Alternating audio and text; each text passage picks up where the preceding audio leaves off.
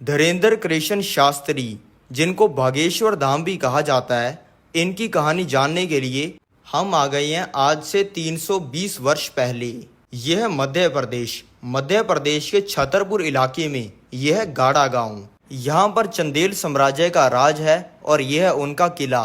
इसके पास में यह मंदिर जिसको बनाया है इस इंसान ने, जिनको हम सन्यासी बाबा कहते हैं। इनके बेटे हैं ये सेतुलाल गर्ग। ये सन्यासी बाबा ही आने वाले समय में धीरेंद्र कृष्ण शास्त्री के परदादा बनेंगे। ये अपने ही इस मंदिर के अंदर पुजारी हैं और ये चंदेल के राजा के सलाहकार भी हैं। इनकी ही सलाहों की वजह से चंदेल साम्राज्य इतना बड़ा बना है। आज चंदेल के इस राजा ने गांव के सभी लोगों को अपने किले के अंदर बुलाया है, जिसमें सन्यासी बाबा भी आए हुए हैं। सभी आए हुए लोगों को लग रहा है कि यहाँ पर पूजा होने वाली है, लेकिन चंदेल के राजा ने अपना बल दिखाने के लिए अपनी तलवार से इस गौ माता को बीच में से काट दिया है। इसको देखकर सन्यासी बाबा ने यह प्रण ले लिया है कि जब तक ये चंदेल साम्राज्य का विनाश नहीं कर देते, तब तक ये ना ही कुछ खाएंगे ना ही पिएंगे, और ये अपना घर और सलाहकार का काम छोड़ के अपने इस मंदिर के अंदर भक्ति करने लग गई हैं। अब इनको ऐसा करते हुए 40 दिन हो चुके हैं। इनकी भक्ति से प्रसन्न होगी वही गौ माता जिसको चंदेल के राजा ने काट दिया था, इनको दर्शन दिया है और इनको बताया है कि आपने हमें इंसाफ दिला दिया। इसके बाद इनके सामने हनुमान जी प्रकट हो गई हैं, जिन्होंने इनको बताया है कि अब से मैं हमेशा तुम्हारे साथ रहूंगा और मैं तुम्हें कुछ ऐसी शक्ति देता हूँ जिसकी वजह से लाखों लोग सलाह लेने के लिए आएंगे। ये होते ही इनका बनाया हुआ आम सा मंदिर भागेश्वर धाम मंदिर बन गया है। अब इनके अंदर शक्ति आ गई है लोगों के दिमाग को पढ़ने की। इन्होंने शक्ति से लोगों का भला करने के लिए लोगों के दिमाग को पढ़कर उनको सही सलाह देनी शुरू कर दी है। इससे इनके पास में हजारों लोग आने शुरू हो गए हैं और कुछ ही दिनों के अंदर चंदेल साम्राज्य का नामो निशान मिट गया है। अब इनको ये चीज करते हुए कई साल हो गए हैं और इनका शरीर बूढ़ा हो गया है। आजकल ये अपने ध्यान की शक्ति से भगवान के संसार के अंदर भी चले जाते हैं, जिसके सामने इनको ये संसार फीका लगता है, जिसकी वजह से इनको अपना ये शरीर बोझ लगता है। आज इन्होंने अपनी सारी शक्तियां और सिद्धियां अपने बेटे सेतुलाल गर्ग को दे दी हैं और ये बन गए हैं दादा गुरु। आज सन्यासी बाबा अपना शरीर छोड़ने वाले हैं। इसके लिए इन्होंने अपने सारे भक्तों को बुलाया है और सबके सामने इनकी आत्मा इनके शरीर से बाहर निकल गई है और इन्होंने जीवित समाधि ले ली है। अब इनकी इस परंपरा को आगे बढ़ाएंगे इनके बेटे दादा गुरु। दादा गुरु के 3 बेटे हैं जो कि अपनी फैमिली के साथ इस घर में रहते हैं। दादा गुरु के बेटे हैं ये राम कृपाल महाराज, जिनके 2 बच्चे हैं। इनके घर पे जन्म हुआ है ये धीरेंद्र कृष्ण शास्त्री जी का, जिनको ये सभी प्यार से धीरेंद्र कहते हैं। 5 साल की उम्र में इनको लगा दिया गया है गांव के स्कूल में, लेकिन अब 10 साल के होते ही घर की गरीबी की वजह से इनको स्कूल छोड़ना पड़ गया है। धीरेंद्र कृष्ण शास्त्री रहते हैं इस 20 फुट लंबे और 15 फीट चौड़े कच्चे घर में। इसमें इनके पापा, चाचा, ताऊ और उन सभी के बच्चे मिलाकर 15 लोग रहते हैं। इनके पूरे घर का गुजारा चलता है दीक्षा के ऊपर। इनके घर में सिर्फ ये 1 चूल्हा और ये 5 खाट हैं। रात को घर के सभी बड़े लोग खाट के ऊपर सोते हैं और सभी बच्चे, जिनमें धीरेंद्र कृष्ण शास्त्री भी हैं, खाट के नीचे सोते हैं। इनके परिवार को जो ब्राह्मण होने की वजह से दीक्षा मिलती थी, वो अब मिलनी कम हो गई है और इनके पिता ने काम करना छोड़ दिया है, जिससे अब इनके पास में खाना खाने तक का पैसा नहीं है। अभी ये 10 साल के बच्चे हैं और इनके पड़ोसी ने गाँव का पहला टीवी अपने घर पे लगाया है। ये सभी बच्चों के साथ डेली रोज रात को 9 बजे टीवी देखने आते हैं। आज इनको ऐसा करते हुए 14 दिन हो चुके हैं और आज है 15वां दिन। बाकी बच्चे तो 9 बजे टीवी देखने आ गए थे, लेकिन इनको कुछ अर्जेंट काम हो गया था, इसलिए ये पहुंचे हैं 9:15 पे। लेकिन इनके आते ही ये पड़ोसी जिसने अपने घर पे टीवी लगवाया हुआ है, इसने सबके सामने ये बोलकर कि ये गरीब यहाँ पे रोज टीवी देखने आ जाता है, टीवी को बंद कर दिया है। ये होने के बाद ये रोते हुए अपने घर पे आ गई हैं। इनकी माता ने इनसे पूछा है कि बेटा आज बहुत जल्दी आ गई। इन्होंने कहा है कि हाँ, आज लाइट चली गई थी। 2 घंटे छिपकर रोने के बाद इन्होंने ये ठान लिया है कि अब से मैं किसी के घर पे टीवी देखूंगा नहीं, बल्कि टीवी पर आऊंगा। इनका पूरा परिवार ब्राह्मण है, इसलिए ये पूजा पाठ करने के लिए लोगों के घर पे जाते रहते हैं। कई बार जिन लोगों के घर पे टीवी होता है, इनको कह देते हैं टीवी देखने के लिए, लेकिन ये तब भी नहीं देखते हैं। दादा गुरु के पास अगर कोई भी आता है तो वो पहले ही पर्चा बना के रख लेते हैं कि सामने वाला इंसान क्या पूछेगा, और फिर उस इंसान की परेशानी सही हो जाती है। किसी को तो इससे नौकरी मिल जाती है, किसी की बीमारी सही हो जाती है, तो कोई अमीर बन जाता है। इसलिए धीरेन्द्र कृष्ण शास्त्री का सोचना है कि अगर हमें दादा गुरु किसी गड़े हुए धन के बारे में बता दें तो हमारी गरीबी दूर हो जाए। इसलिए आज सुबह 9 बजे ये बागेश्वर धाम मंदिर पहुंच गए हैं, जहां पे इन्होंने गड़े हुए धन के लिए अर्जी लगा दी है और ये भीड़ के अंदर बैठ गए हैं। अब दादा गुरु ने भी इनको बुला लिया है। इन्होंने सबके सामने दादा गुरु को कह दिया है कि तुमने आज तक हजारों लोगों की जिंदगी बदली है, हिम्मत है तो हमारी बदल के दिखाओ।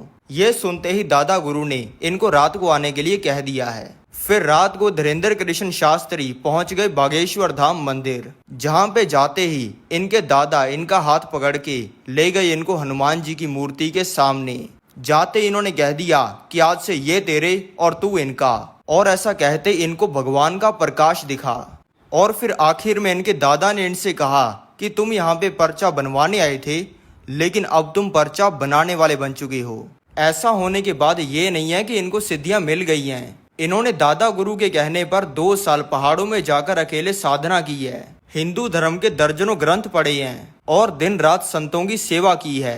अब 15 साल की उम्र में, लेकिन इनके परिवार की स्थिति अभी भी गरीबी की है। पर आज इनको खजाना मिलने वाला है।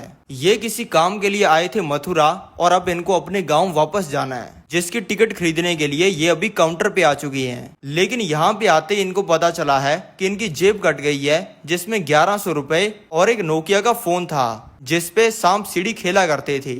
यानी कि अब इनके पास में वापस जाने की टिकट खरीदने का पैसा नहीं है। इन्होंने अपने दिमाग से ही हनुमान जी को सवाल पूछा है कि अब मैं वापस कैसे जाऊं, और आगे से आवाज आई है कि एसी डब्बे के अंदर चढ़ जाओ। ये सुनते ही ये एसी डब्बे के अंदर चढ़ गई हैं। इनको लग रहा था कि यहाँ पे इन्हें सीट मिलेगी, लेकिन सीटें तो सभी भरी हुई हैं। इसलिए ये आके खड़े हो गई हैं ट्रेन के ये कंपार्टमेंट के पास में। अब एसी डब्बे के अंदर भी चढ़ के एसी का मजा ना ले, ये तो हो ही नहीं सकता। इसलिए ये ट्रेन के डब्बे को बार बार खोल लेती हैं और ठंडी हवा लेकर बंद कर देती हैं, जिसे देखकर ट्रेन में जा रहे एक इंसान ने कंप्लेंट कर दी है और इनके पास में टीसी आ गया है, जिसने आते ही पूछा है कि तुम्हारी टिकट कहाँ पे है। इन्होंने आगे से कहा है कि मेरे पास में टिकट नहीं है। ये सुनते ही टीसी ने बोल दिया है कि तुम्हें 1200 रुपए फाइन देना पड़ेगा, 6 महीने जेल जाना पड़ेगा, और मैं अभी फोन करके पुलिस को बुला रहा हूँ। और टीसी ने फोन अपनी जेब से निकाल लिया है, जिसके जवाब में धीरेन्द्र कृष्ण शास्त्री जी ने अपने डब्बे में से हनुमान जी को निकाल लिया है और कहा है कि मरवाओगे क्या।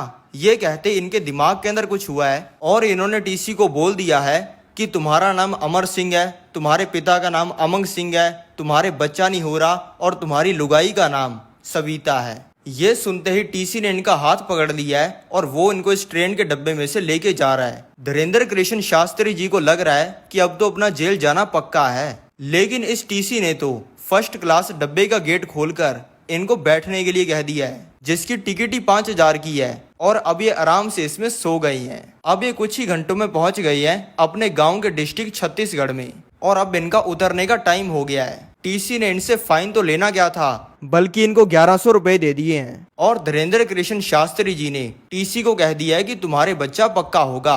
अब धीरेन्द्र कृष्ण शास्त्री जी ने सोच लिया है दरबार लगाने का और लोगों का भला करने का। इस दरबार को कभी अंधेरी के अंदर पेड़ के नीचे, या हड्डियां जमा देने वाली सर्दी में टेंट के अंदर, या फिर जून जुलाई की गर्मी में कमरे के अंदर बैठकर लगाते हैं।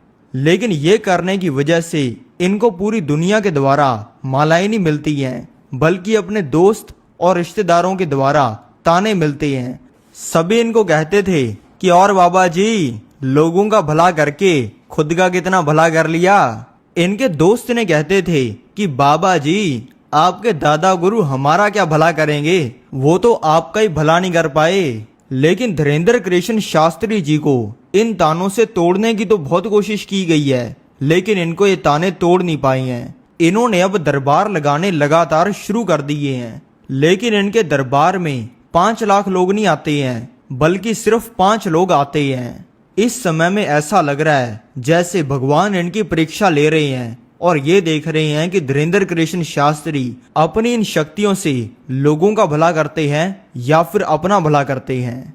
इतनी दिव्य शक्तियां होने के बावजूद ये किसी से 1 रुपया नहीं ले रहे किसी की समस्या का उसे समाधान बताने के लिए। भले इनके दरबार में आईएएस ऑफिसर आ जाए या फिर मंत्री आ जाए, लेकिन इनके दरबार में पहले पर्ची उसी की लगती है जिसकी पहले पर्ची लगनी चाहिए। इनकी ये दिव्य शक्तियों को देखकर इनके पास में बहुत सारे कोई बुरा काम करने के लिए लाखों करोड़ों रुपए के ऑफर आते हैं, जो कि इनकी गरीबी को झट से खत्म कर सकते हैं। लेकिन ये हर किसी बुरे काम को मना कर देते हैं। अब इनको ये करते हुए कई साल हो गए हैं और इनकी उम्र हो गई है 26 साल की। अब इन्होंने अपने दादा के मंदिर बागेश्वर धाम के पास में दरबार लगाना शुरू कर दिया है और अब इनके पास में कई सौ लोग डेली आने शुरू हो गए हैं। आज इनके पास में ये कुछ यूट्यूब चैनल वाले लोग भी आए हैं जो कि इनको रिक्वेस्ट कर रहे हैं इनकी वीडियो यूट्यूब पे डालने के लिए। धीरेन्द्र कृष्ण शास्त्री जी ने हाँ कर दिया है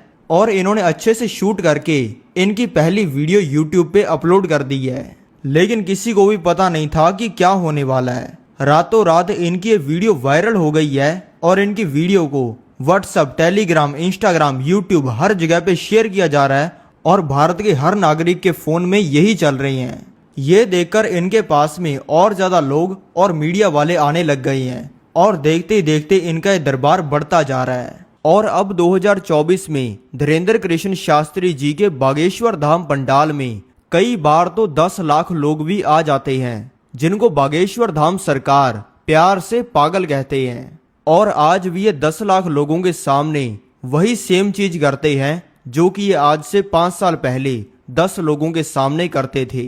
ये सामने वाले इंसान के बोलने से पहले पर्चे पर लिख देते हैं कि आपके घर पे चोरी हुई है, किस इंसान ने चोरी की है, आपकी शादी कब होगी, आपको कौन सी बीमारी है, आपका क्या नाम है। और अगर कोई बागेश्वर धाम सरकार की परीक्षा लेने की कोशिश करता है तो बागेश्वर धाम सरकार वो चीजें भी बता देते हैं जो कि सामने बैठे इंसान के अलावा किसी को नहीं पता होती।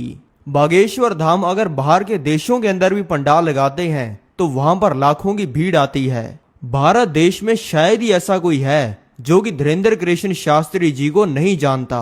मैं चाहता हूं धीरेन्द्र कृष्ण शास्त्री जी अपने सारे सपने पूरे करें और पूरी दुनिया को सनातन धर्म के बारे में पढ़ाए। तो मैं आपसे मिलता हूं अगली वीडियो में। जय बजरंग बली, जय श्री राम।